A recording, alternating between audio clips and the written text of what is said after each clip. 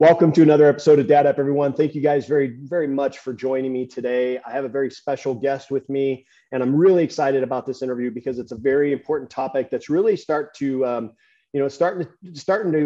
movement of human trafficking is really becoming more known to people. And I think this guest is important because he not only has a family, but he's also involved in an important organization that helps with human trafficking. He's just written a book. And so I'm really excited for him to share his story. But Alan Smyth, thank you very much for joining me today, brother. Bryan, it's a privilege to be with you. I love what you're doing with this podcast. So I'm honored to be here. Awesome. Thank you very much for that. I'm really pumped up for this interview. I think it's going to be fun. I think it's going to be informative, but fun. And also it's going to help people really understand the impact that is going on, not only in our country, but also across the world. I've been a part of another organization, believe it or not, that know who you are, know who your organization is. They're called Youth Underground. And they're an international organization that helps with human trafficking as well. So I'm really excited for the information that we're going to go over. For my listeners, for my viewers, please pay close attention because this is a problem. And it may not be, you may not think is as big as it really is, but it's starting, as I said before, it's starting to really become a major issue, and it's starting to be noticed on the news and things like that. There are more people talking about it, is my point. And so I think this is going to be informative. It's not an interview that is to scare you. It's not an interview to scare your kids. It's really an interview to just kind of bring this topic to the table and kind of help educate us all, including myself, on this problem. So Alan, for my listeners who don't know who you are, let's go through a little bit of back history of you, kind of how you grew up and all that, and then where it's transitioned to who you are today, your book and all that. And then also, obviously, this is the Dad Podcast, so also about your own family as well. So let's go ahead and run through that so my listeners get a chance to know who you are. Yeah, that's great. I was raised up in Northern California in the Bay Area in San Jose. Up there, I met my now wife of 37 years. We got married up there, and I went to work for a faith-based organization called Young Life up there. Was doing that, which is basically reaching out to all kinds of kids everywhere. And in the year 2001, right when 9/11 happened, we had just moved down to Southern California with Young Life. And in the process there, had two kids. I have a son and a daughter. Both are grown and out of the house. And it's really fun to have adult children if you can get that far. You younger dads, don't worry, it's coming. And it's really fun to do that. After 25 years on the Young Life staff, it was time to transition and have a different challenge, a different thing to do. And I didn't know much about human trafficking. And to say I didn't know much would mean I was aware of the concept of human trafficking. I didn't really know any of the details of the nuances. I didn't, when I heard something called child trafficking, people have heard that term. Like most people, now still, I mean, it's changing a bit. Like you just mentioned, I'm thinking Thailand, Cambodia, something like that. I didn't realize that it was in our country in a big way with our US born American kids. And so I cold called Saving Innocence is the name of the organization that I'm the executive director for now. 6 years ago, about 7 years ago, I called them. And we're at savinginnocence.org for anyone who wants to check it out. We have resources and videos to continue, the process of learning more about it. But anyway, I cold called them, and I heard this story that riveted me. Now I'm a dad with a daughter, as I mentioned, and you don't have to be a dad and you don't have to have a daughter to care about this. But most of the young victims of sex trafficking are little girls, sadly.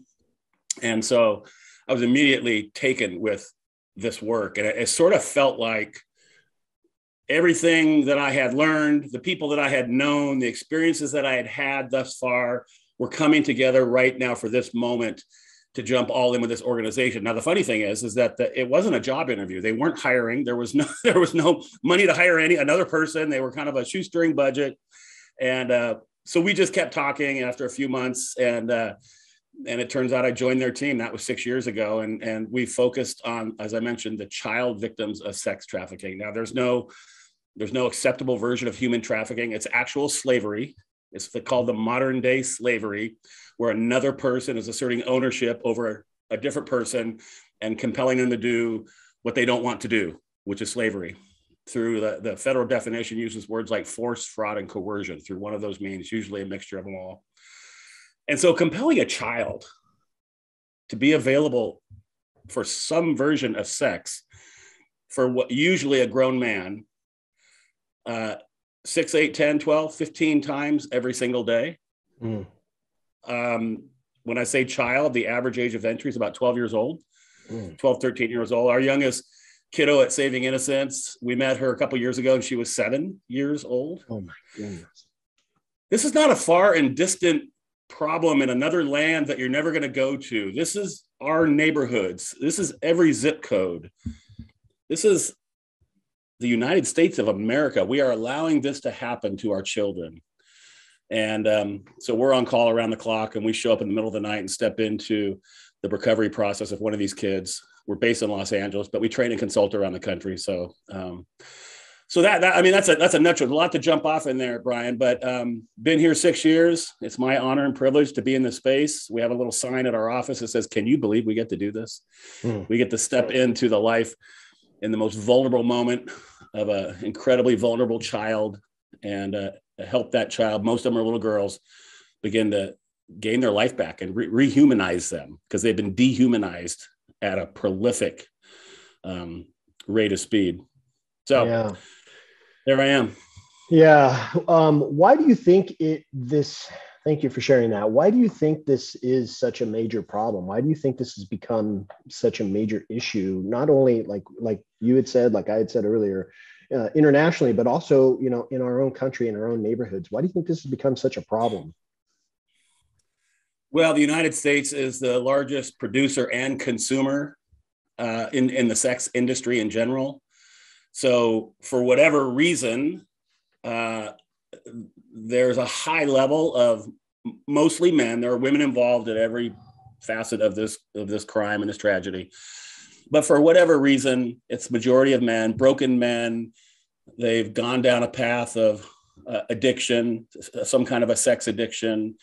They've been entranced after hours at their phone and their computer looking at some version of pornography, many of them, and they've gone down a path, and it just keeps getting worse and worse and worse. Like with any addiction, you need a little bit more to achieve the same high. Mm-hmm. And those that have gone down that path find themselves down this dark rabbit hole where they're eventually wanting to buy some time with someone. And some of these men are looking for children, younger little girls. Some of them not necessarily, but it's the path that they're going down. And I mean, that's probably a 2 or 3 or 4 podcast episodes to kind of break all that down. But it's broken men giving themselves over to lust, to selfishness, to addiction, and not necessarily, other than this, which is a big thing, but upstanding members in the community. Like I talked to a former buyer recently. He's now reformed and he's out doing the good fight.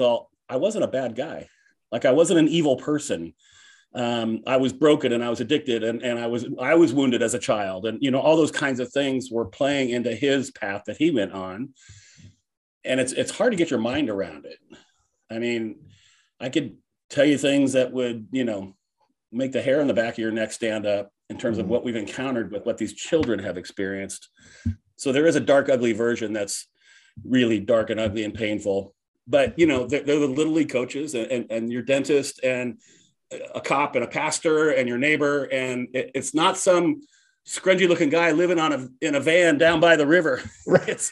It's an upstanding member of society. You don't know that it happens. And I would suggest that all these members that are watching the Dad Up podcast and listening, you all know someone who buys sex and you just don't know it. Or maybe you do.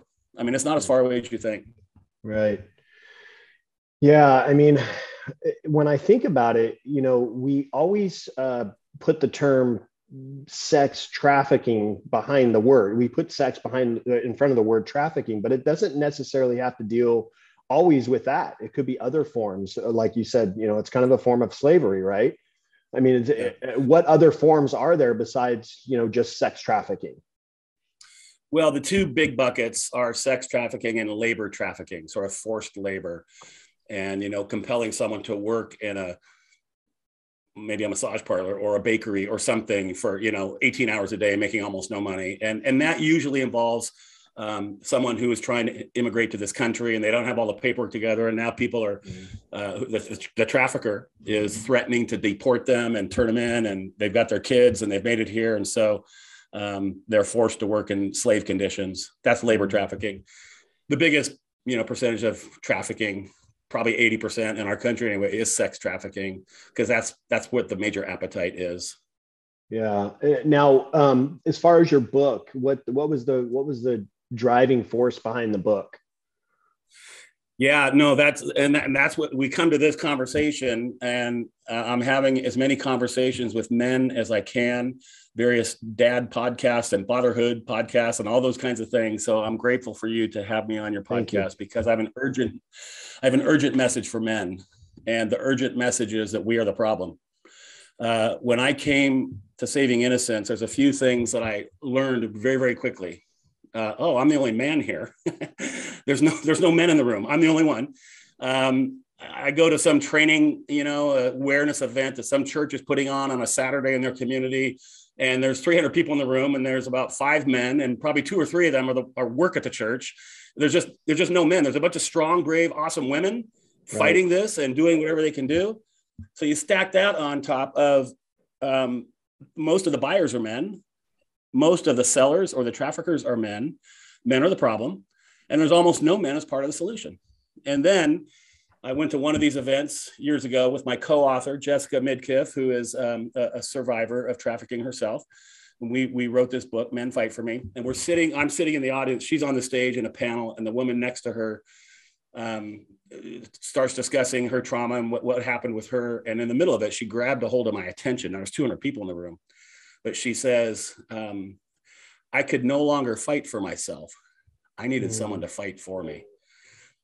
And it's sort of like all the bells went off. It's like, there it is. Men are the problem. There's almost no men in this part of the solution. I, as a man, have seen things, and now I've learned things that most men haven't seen and haven't learned. And now I have a trafficking survivor saying, I needed someone to fight for me. Well, okay, I'll fight for you. And I'll fight for you and you and you, and I'll see how many good men I can get to fight with me. And so that the book, then the essence of the book was formed probably, honestly, that afternoon. And that was several years ago. It was a slow burn of us, coming together and tinkering with it and getting all the voices in there that needed to be in there. And it's a book for everybody.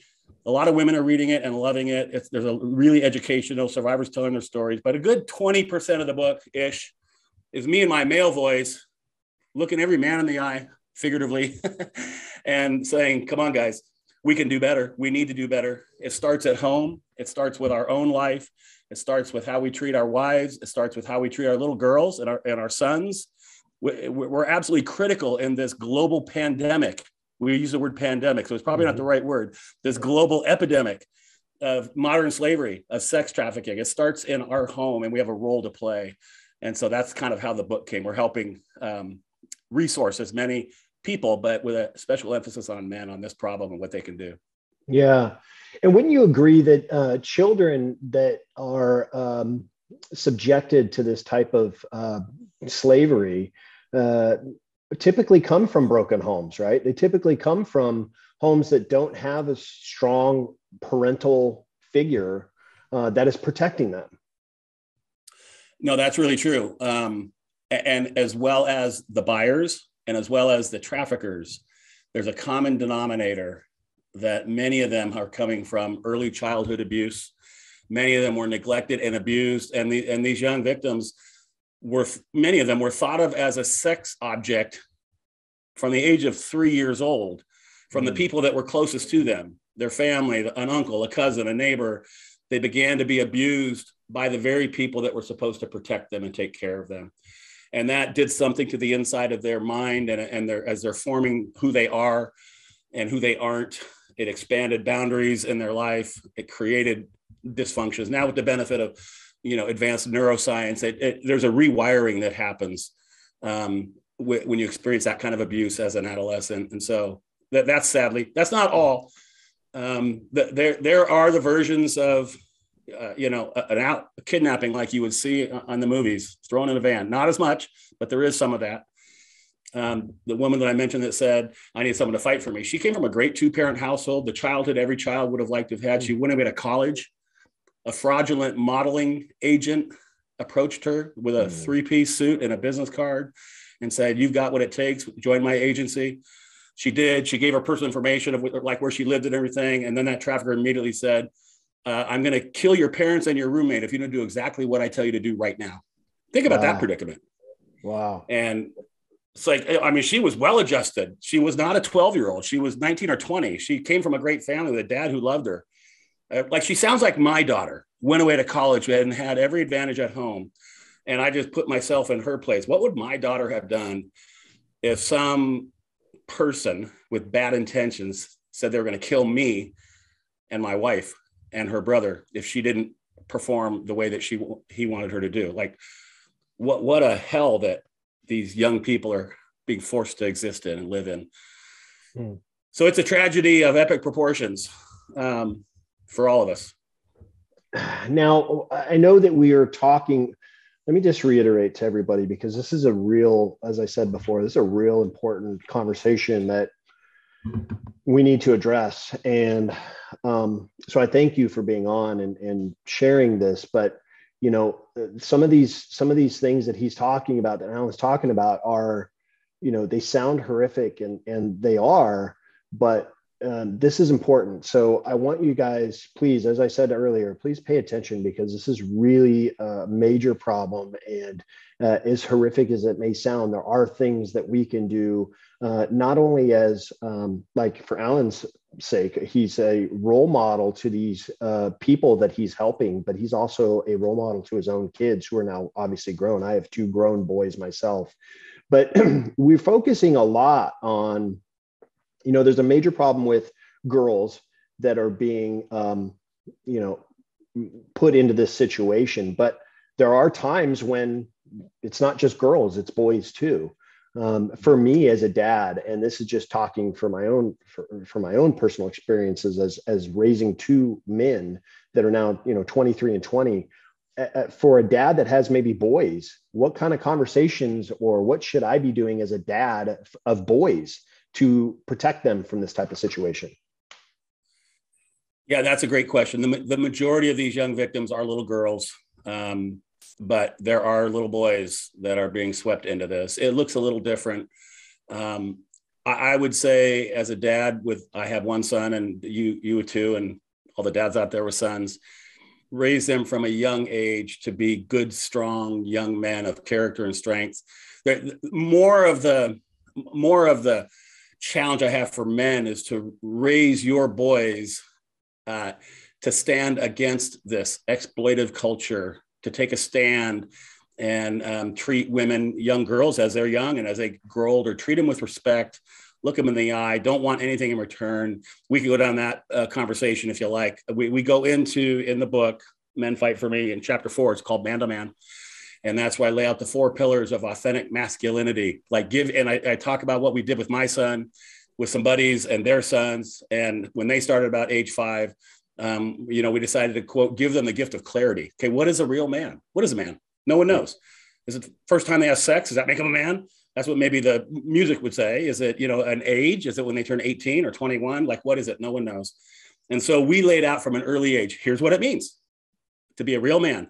And we walked through that with age-appropriate conversations, you know, throughout their adolescence. I would say that's the biggest challenge. Now, in terms of protection, as you mentioned, I'd say it'd be the same thing for whether you have a daughter or a son. That smartphone you gave your teenager, that's your phone. It's not his phone or her phone. You bought it. You're paying for it. That makes it yours. If you haven't given it yet, you have younger kids. On that day, when you decide it's time to give them that phone, just start with, on day 1, this is my phone. I own it. I'm paying for it. And I'm letting you borrow it for as long as that seems appropriate. And because it's mine and I'm letting you borrow it, I get to look at it anytime I want. I'm going to see what apps are on there. And the same thing with, you know, the computer in your home. video games that now you can talk to other people. Dads have to be vigilant with all of this because the FBI tells us there's at least 900,000 predators online. Wow. The technology that we so enjoy and we're enjoying right now, having this conversation, is wonderful. There's some amazing benefits, so many amazing benefits. There also, in those same 1 or 2 seconds it took for us to log on and talk right now, is the most filthy, vile, disgusting, abusive content possible. And there's predators. Now, you know what a predator does. You've seen the National Geographic. A lion is slinking down in the tall grass downwind. There's a strategy to it. And when that young, weak one comes by, he pounces. That same thing is happening with a million, at least a million. And that's actually, that stat's a little bit old. There's a bunch of predators, maybe a million predators, maybe more, that are masquerading as somebody else on the internet, on social media, and they're luring your son or your daughter in, having conversations that you don't know about. I'm not trying to create a big, nightmare horror story, but honestly, it's absolutely brutal out there.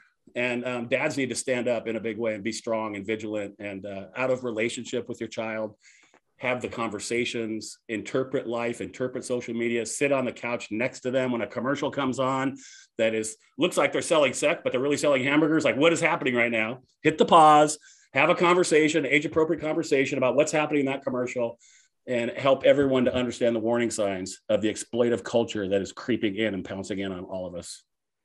Yeah, I think that's important. Conversations obviously are very important that we should have with our kids starting from a very young age. This episode or this interview that we're having right now, it's not to scare you, but it is to scare you, because it's to kind of open you up to, hey, you know what? We think about, things happening to other people and we go, that would never happen to my family. That would never happen here, but it can. And it's very easy to, especially with technology, it's very easy for it to happen. So I think those conversations are super important. And one of the things that I talk a lot about on my show for our kids, when they're interacting with other people, it could be other kids, other adults, but it's important to know who they're interacting with. And for my own boys, the friends that they had growing up, in grade school, our kids go off to grade school and they're away from us, typically 8 hours of the day. They're away and they're under the care of another adult. They're under the kind of the surroundings of other kids. But it's important to know who your kids' friends are. And I go a step further. My wife and I went a step further as parents, but we wanted to know not only who our kids' friends were, but we wanted to know who the parents of the kids that my kids were hanging out with, because kids will emulate their parents. Kids are kind of a direct reflection of who their parents are. So I think that if little Billy comes over here and he's super nice and super cordial and polite, and I could say, wow, he's a really good kid, I want my kid hanging out with him. But then you meet his parents and they're a complete train wreck. You know that little Billy's probably a train wreck outside of the home when he's not around adults. And so I want to know, and I say that, I'm really kind of jokingly, but I'm not. I mean, it's an important issue that parents need to understand, that, listen, you can know who your kids are hanging out with and you can think that they're good kids, but you really need to know who the parents are too. That's super important, because like you said, it could be anybody. It could be our neighbor. It could be anybody that we know that could be involved in this kind of situation. And if you don't know who they are, but you know their kids, that could be an issue. And so I think it's super important. 100%. There are kids' homes that your child probably shouldn't be allowed to go spend time at. You're not necessarily making a big statement on the home, but we're just not going to go to that home because of X, Y, and Z. Depending on how old your kid is, you're going to tell them whatever you need to tell them. Absolutely. My wife and I made it a point to make sure our house was one of the destination homes for my son and all his friends and daughter. And so, we had fun things to do here. We had a ping pong table in the garage, and we had, a big screen TV where they could play video games and, all those kinds of things. We wanted our house to be the go-to. We didn't want somebody else's house to be the go-to, because then our son and daughter is going to want to go hang out somewhere else. So, yeah, my son was naturally a little bit more kind of social than my daughter was. And in his junior high and high school years, I mean, there was a 6-year run where there was 5 nights a week, or days and nights, there were 2 to 15 kids at our house, like all the time. And they're playing games, and they're any big sporting event, they're watching it here, and we got pizza coming out. And it was just like, I want my kid and his friends. We didn't ever force them. You don't have to be here. We just made the house a place where everybody wanted to come. And I'd like to think they all felt welcomed and loved and valued. And I think that was true. But also we made sure that we had enough fun things to do where it was a good place to be to hang out. And that was way better than who knows where they are. Right. Yeah. I knew parents that did that. I knew parents that actually, they remodeled their house and they put stuff in the backyard, whether it's a pool or whatnot. And I had parents that actually told me when my kids were younger, they told me, hey, we're doing this so that way our kids come over and they can bring their friends. And now they're in our environment and we know they're safe and they're protected. And, I think of two individuals in particular that I remember having this conversation with. They were both police officers, and they did that because they wanted not to just have this control of their kids, but really just to know that they're safe. And they bring their friends over here. Great. They have a good time. We know they're here. They're not off somewhere else doing whatever it is they're doing. I do want to touch on one thing though, real quick. I know that there's laws out there that, you're in Los Angeles, California laws are kind of a joke right now when it comes to protecting victims. It seems like a lot of the laws that have been going on, especially in Southern California, but in California in general, that really are protecting criminals. Why? I mean, it's a problem. Can you talk a little bit about that and the laws that are really supposed to be protecting victims, but ultimately ended up protecting the criminals? It's incredibly frustrating in the work that I do specifically. We're taking care of these child victims of sex trafficking. And these traffickers aren't playing. We've literally had a dozen of our kids be murdered over this last year. A couple of them in the big news. I don't know how far they went out, but it was like, I don't understand it. It's absolutely frustrating, but I think from the point of view of a particular district attorney that might be choosing to prosecute or not prosecute certain cases, as a country, we've gone through these last couple of years, a lot of civil unrest, a lot of racial injustices that were played out, and people are trying to, some people, some police forces, some district attorneys, some mayors, some governors, whatever, they're trying to, maybe, in my opinion, overcompensate, and what they think is helping the Black and brown communities is actually hurting. The 80% of our young victims are little girls of color. And so now when you don't prosecute the buyers and you don't prosecute the traffickers, you dismiss all the cases because you think that's somehow righting some kind of a wrong that's been created in civil unrest and injustice. You're actually harming the victim. So it is true. And it's played out in the news, and we see crime is running crazy in our country. The word has got out. It's no big deal anymore to, run in and steal stuff or carjack or abuse a child. No one's going to say that out loud, but that's the effects of some of the lack of prosecution and whatnot. It's incredibly frustrating. And it has kind of a trickling effect, because if victims know that nothing's really going to be done, or let's just take parents, for instance, their child has fallen victim to this, and the parents don't want to prosecute or don't want to put their child through this kind of torment of our court system, our justice system. So it has a trickling effect when we're thinking about it, that, he might get probation, or he might get, fined, or maybe it's a very small jail sentence. I don't want to put my child through that. I really don't want to do that. I'd rather just let it go away, start to protect my child. What do you say to parents that kind of give you that kind of feedback? I would say we need to all of us as adults, parents and otherwise, need to step into our role of protectors, not enablers, and fill in the blank with who you're talking about. So we need to protect our children. We need to protect our society and our culture. That's got to be number one. We have to step into that. And in order to do that, You have to say, no, certain things are not going to happen, period.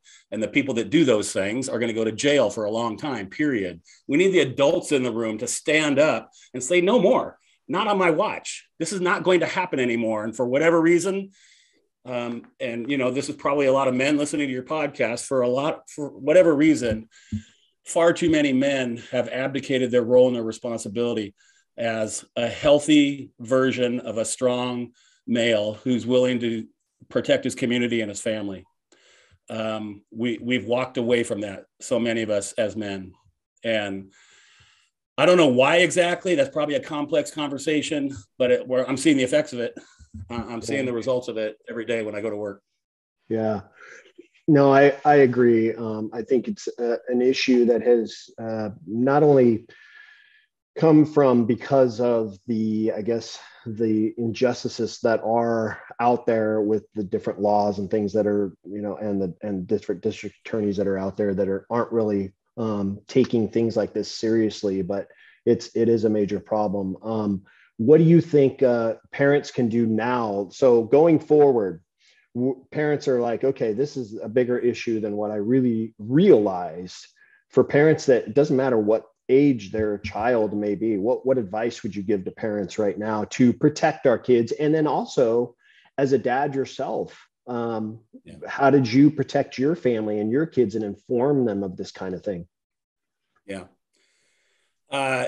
We did all the things that parents should do in terms of, we had the spy software on our family computers. We saw every keystroke that was typed on our computers. We did some of those entry-level things. We did let our kids know about social media, and social media was really just kind of coming in when my kids were that age. We just, out of relationship, one of our child trafficking survivors, who's a great friend of ours, great friend of our family, said something really profound. She said, kids aren't running to something, they're running from something. The kids that get caught up in all of this. And so my wife and I just worked really hard to have a positive relationship with our kids, an ongoing active relationship. We weren't just cohabitating a structure, getting them to school on time, go seeing their soccer game. We're like involved as humans and having conversation and relationship and interpreting things. That'll go a long way, especially as dads. Your young boys are desperately looking for, what does it mean? I'm growing up, I'm starting to go through puberty or whatever age they're at. What does it mean to be a man? That's kind of back what I talked about a minute ago. He's looking at you, Dad, to understand how he's supposed to treat women, how he's supposed to treat his wife, how does he talk to the waitress at the restaurant. He's getting all that from you. Even though he's out of the house going to school, you're the biggest teacher and classroom in his life. And your little girls are desperate for, what does it mean? How do I deserve to be treated? How should I be treated by a future boyfriend and a future husband? She's going to get that from you, dads. She's going to watch you interact with your wife, her mother. She's going to see how you value and cherish your wife and mother. She's also noticing, how do you talk to women that aren't your wife? She's noticing how you interact with the neighbors and the people out in public. And then, in terms of protection, dads, you may have to discontinue, your HBO or your Showtime or whatever those things are that on your TV, that stuff comes on that isn't appropriate for a child to see. What kind of music do you allow on their iTunes account? There was a long time when that was all just coming up, my son was starting to, trade back and forth CDs in the day, CDs and, swapping music. And I'd look at the stuff and, okay, yeah, we're not having this music in our house. Here's the deal. And, I'd come across a CD, again, back when people had CDs, I'd just break it right in front of them. Say, we're not doing this. Now go apologize to your mother because this came on. We were driving in the car and we're not doing that as young men, as men. So we just need dads to be vigilant. It's not rocket science. Be involved in your kids' lives. Treat your wife with love and care and attention and respect. Let your kids see that. Go on a date night. Let your kids know you're getting a babysitter because you're taking your wife on a date night. So young man, you do that when you get older. Young daughter, find a guy that'll take you on a date night, and that's a priority. Like, they'll just see it. You don't have to say it as much as just do it, and then have the controls, have the internet controls. Watch the social media like a hawk, because that's where a lot of predators are lurking around in the shadows. And that's what I would encourage. And this book, we do a lot. There is some sections we talk about parenting, we talk about being a husband and a dad. We do talk about those kinds of things. Good. And there is a chapter. Here's the macro big things that you can be part of as a society. Here's the micro things that you right now look in the mirror. That's the name of the chapter, look in the mirror. And we encourage men to think differently and act differently. We give lots of examples. And then there's, back in the appendix, like, here's 12 things you can do today, like right now, to help in all this process. We started a website called fightforme.net. And that's where the book can be found, and all these resources and links to other, people and other books and other podcasts and that kind of stuff. So we're just trying to urge men specifically, but all of society, to open their eyes, see this. It's not far away. It's close. And we're trying to expand the boundaries of what is exploitation. Like most of the men listening, I'm sure there are some, but most of the men listening right now aren't buying sex in the traditional way. Right. They're taking a step. They're listening to a good podcast. So this isn't for me, right? And that my kids are in a good home. It's not for them, right? It's for somebody else. And I want to say, no, that's my urgent message. It is for you. There's predators. This society we're living in is exploitive. It's vicious in some ways. And men want to think, okay, I'm not buying sex. I'm not going somewhere and renting someone for 30 minutes and doing something with her or him. Okay, that's good. How about the jokes you're laughing at and participating with your friends? How about the pornography that maybe you're dabbling in? Most of the people on that screen don't want to be there. They're actually experiencing rape on that screen, and we're going to find that somehow enjoyable. So there's just this big, ugly thing lurking in the shadows, and it's closer than you think. And we need men to stand up. We don't have to be afraid of it, but we have to be aware of it and be proactive. Yeah, I agree. And it's, let's see, let's unpack a lot of what you talked about there. We're talking about our kids really, emulating us as their parents from a very early age, from when they're just learning how to crawl. They're seeing everything that we're doing. And I talk a lot about it on my show about more is caught than taught. And what I mean by that is that they're seeing everything and taking that in as that's how I'm supposed to be. And I talk with dads and say, hey, listen, you need to be showing your kids, your sons, how to treat a woman by how you treat your spouse and how you treat other women. And then you need to, as dads with your daughters, you need to show your daughters, hey, your wife in particular, this is how we treat men. This is how you are to be respected. As I treat my wife, this is how my daughter is to be respected by a man. Those are all important factors that happen at a very, very early age. It doesn't have to be when they're teenagers. It can be when they're very, very young. And so it's a topic that we talk about a lot on my show, but it's super important because I don't think parents, dads in particular, they really grasp it completely. And that's why I think it's such an important issue. So I appreciate you sharing that because it is important. And I think as far as, technology and social media, as we talked about earlier, that is all something that putting the controls on. There's a lot of technology out there now, a lot of apps that are being developed or that are out there now that are ways to protect our kids. And it could be from something as simple as driving a car. When my kids started driving, I got an app that kind of shows me where they're going, how fast they're driving, how hard they're braking, if they've been in an accident. There's apps out there that show you those types of things as a parent. That's not to be overprotection. That's not to be overprotecting our kids. That's to just make sure that they're okay. And that's a whole nother issue. We talk about, parents say, I don't want my kids thinking I'm just, being overprotective of them. How do I show them that I'm not being this overprotective parent? What would you say to that? If I tell you, Alan, listen, I get what you're saying. I hear all the things you're talking about, but if I do that with my kids, they're going to think I'm just being insane, overprotected, parent, keeping them in a bubble. What advice would you give to parents that are thinking that? I would say there's a reason to be protective. If you knew everything I knew, you would jump up several notches of your protection.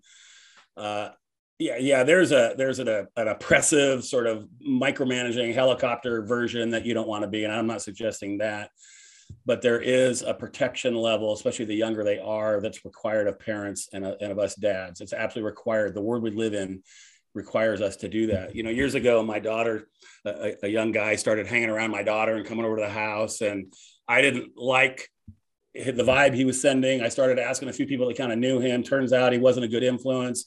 So long story short, I ran him off. And my daughter was so mad at me. And she says, Dad, why can't I just make my own mistakes? Because I said it's been a mistake with this guy's mistake. And I said, think about what you're asking me to do.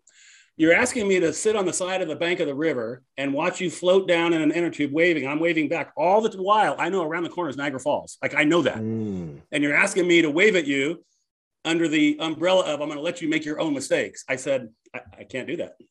I'm not going to do that. My goal is not, my main goal is not to have you be happy with me all the time and, like me in a sense. My goal is, as your dad, is to provide and protect you, help you navigate through this life. That's a higher priority. So yeah, you're going to tick your kids off a little bit by telling them they can't go to little Joey's house. They're not going to be happy with it because everybody's going there. They're going to be a little upset when you don't let them go on certain social media applications or whatever, not talk on the live video games with who knows who in the world is in their ear. You're not going to let them do that. They may not be happy with you for that. Oh, well, welcome to being a dad. Welcome to being parents. It's not for wimps. We need you to step up. Your kids desperately need you to step up and engage this violent world in front of them. You're the blocking fullback. Let them run. They're going to run, but you're the blocker. And you're going to block some of the forces they're coming at your children.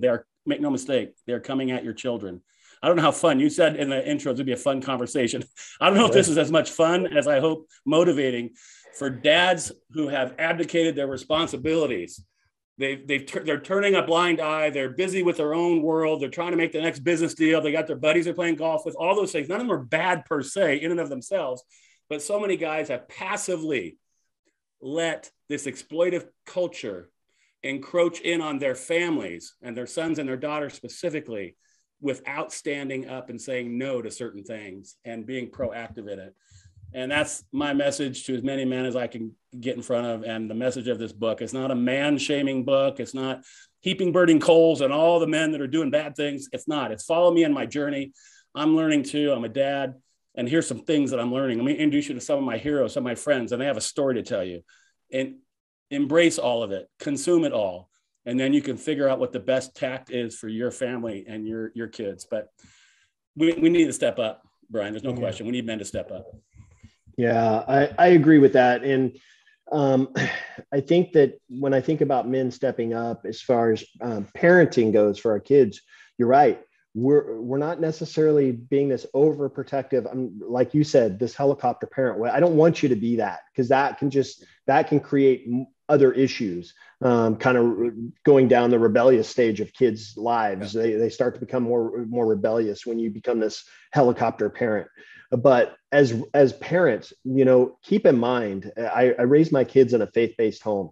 Keep in mind, our kids technically are not ours. They're on loan to us from God. And God, I know this isn't a faith-based kind of show, but I'm talking that God has loaned us these kids to raise them and be in under his eyes as his children. And we want to not only provide a roof over their head, food on the table, and clothing on their back, but protecting them from things that happen in life. And we know that when they become adults, life is hard, life is challenging, life's going to hit them on the chin. And we need to set them up to prepare themselves for that through our guidance, through our techniques, through our stubbornness of not allowing them to do things that they want to do. But it's not an umbrella. You're not this umbrella kind of helicopter parent. You're just kind of protecting them from things that are out there. And I think that like you're talking about talking on the gaming systems and stuff. I think that's a real issue because you're right. We don't know who they're talking to. You could be hearing. I'll tell you what. I know a guy right now. I know an individual right now that works with the FBI, works with police, that talks to other guys as a kid's voice to kind of, I guess you call it entrapment, but to trap them into doing things that they shouldn't be doing. And these are guys that you're, men that you're talking about that are in this kind of this organization of just trafficking. But he has a way of making him sound like a child, and he's a grown man and he has kids and all that, but he works directly with law enforcement to catch these criminals. And so when our kids, my whole point in saying that is that when our kids are talking on these gaming systems, you don't know who they're talking to. It may sound like a kid. It may sound like a kid, but it's really could be a grown man. And so knowing who they're talking to or not allowing them to interact on those types of things is would be the first choice. But if you're going to allow them to do that, have some parental controls around it, to where you know exactly what they're doing, when they're doing it, and where they're doing it. I think those are all important. And if dads, if you work hard from a very young age to have a positive relationship with both your sons and your daughters, that will carry you through. That will create the opportunity for communication. If you're just coming in hard as some hard authoritarian, throwing the rule down without any conversation, none of us really respond too well to that at any age. But those of you younger dads right now or about to be dads, until about the age of, I don't know, 5, 6, 7, or 8, like you're an actual superhero in your kids' eyes. You're a superhero, and they got nothing else to do. They don't have a calendar. They don't have a phone. They have nowhere to be. They're going to hang with you as you take them to the grocery store and the car wash, whatever. You're an actual superhero. Lean into that. Now, we did a fun little thing with my kids that we did stuff all year long as best I could, but once a year with each of them, there was a father-daughter getaway and then a father-son getaway when he was a little younger, when he was old enough to do it. And we would talk all year long, like, what do you want? What are we going to do this year? Kind of thing, and plan. And we took all the pictures, just me and my daughter. We were in Northern California at the time. It's like, since she's 5, let's go to Disneyland. That's like the ultimate destination, right? For a 5-year-old. So we drove down, the two of us. We had the Disney tunes in the car. We went to Disneyland for the day and we stayed in a little hotel somewhere. It's like, took all the pictures. It's like a lifetime memory. Then the next year, what do you want to do next year? And so do those things, dads. Build into your kids in a relationship, and that will enable harder conversations later on. They're coming. I promise you they're coming. And there'll be something to stand upon out of a relationship. And that's absolutely critical as you raise your kids. Yeah, I'm glad you brought that up, because it's super important to creating this trust environment with your kids. And that starts very young too. When you're raising up children, new dads, soon to be dads, keep in mind that conversations with our kids start to happen at a very, very young age. And the more that your kids feel trusted to come to you and talk to you and share things with you, the easier it's going to be for them when they hit those rough teenage years and they're going through something really challenging. It could be something like, maybe a breakup from a boyfriend or girlfriend. It could be something that they're, bullying or something. It could be something like that could be going on at school. They're going to have this comfort, this level of comfort with you to come to you and say, listen, I'm just going through something right now. I really need your advice. I really need your input. And really lean in, like you said, lean into them and hear them. You don't have to provide all the answers to them. Sometimes kids just want you to listen, but provide the guidance or advice if they're asking for it. I think those are important conversations to happen when they're younger. So that way, when they do hit those rough years, it's much easier for them to come to you. It's something that my wife and I did with our boys. Listen, I told my boys their entire lives, I talk about it all the time on the show, but I told my boys their entire lives, you can come to me anytime you need to come to me and talk to me about anything, good or bad. I don't care what it is, whatever it is. I'm your teammate. I'm on your team. I'm going to support you regardless. And if it's something that you've done wrong, yes, I may be disappointed. I may be disappointed in what you did. But that doesn't mean I'm going to abandon you. That doesn't mean I don't love you. That doesn't mean I'm not going to help support you through it. We'll figure it out. But always know that my door is open for you to come and talk to me and share with me your deepest, darkest things that you may be experiencing as a dad. That's my role as a protector for you. And my boys understood that. And we had those kind of relationships. We've had tough conversations. We've had tough conversations of things that they did that they shouldn't have done. And they trusted in that I wasn't going to fly off the handle. I wasn't going to abandon them. I wasn't going to not love them anymore. So they understood that. And I think that's important for us as parents to know that we have to have those conversations with our kids so that they trust us when they're young, so that they trust us when they're older and go through these tough times. So really, really good advice. I appreciate that. Alan, for my listeners, want to look you up, want to learn more about you. I know you talked about your website, but I want you to tag it all again, because I think it's super important. And if there's groups out there that you know of, that support systems of maybe parents that have had their kids go through this, or know kids that have gone through this, or maybe for parents that are kind of, lost and need direction. Let my listeners know where they can find you, your organization, your book, all that kind of stuff. Yeah, no, that's fantastic. Go to fightforme.net. And that's a little website we created where the book is available on Amazon. You can just go right to Amazon, type in Men Fight For Me if you want. But go to that website, add one step, go to fightforme.net. And on there, as I mentioned earlier, there's a lot of resources and different things you could click and snoop around and just see what you can learn. Get the book. The proceeds are benefiting all the survivors that shared their story in the book. So get one for all the boys and husbands and fathers and uncles and neighbors that you have in your life. Buy a case of them and get this book out. That's step one. It sounds a little self-serving, but I actually believe in this book and the content. Incredibly high belief in this content for the book, for dads to read it. So do that. Fightforme.net. Through there's a way to contact me. There's a contact button there, and you can send me an email. I'd love to hear from any of you as you're processing through. You have some questions, you're reading something, you're troubled with it, or more information. Email me. I'll email you back. And you can go to savinginnocence.org. That's the organization that I lead in Los Angeles. There's a handful of videos on that website to learn about this issue that we've been talking about, of trafficking. And there's a lot of other resources on that website. So those are the first two places I would go. Beyond that, you go down the little rabbit hole on Google. This amazing little device called the internet and Google. There's some good things to it as well.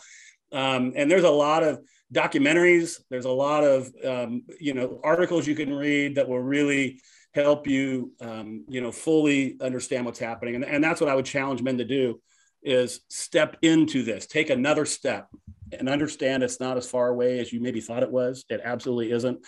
Email me offline. We can talk about that. And I would say, it was just, we've been talking about, lean into, guys, your role as dad and husband. You probably already understand that it's important, but I hope that you can understand that it might be more important than you ever thought it was, because there's snares and traps out there, and there's predators out there. I hate to ruin your day as you're listening to this, but there absolutely is. And I'm dealing with the tragic consequences on a daily basis.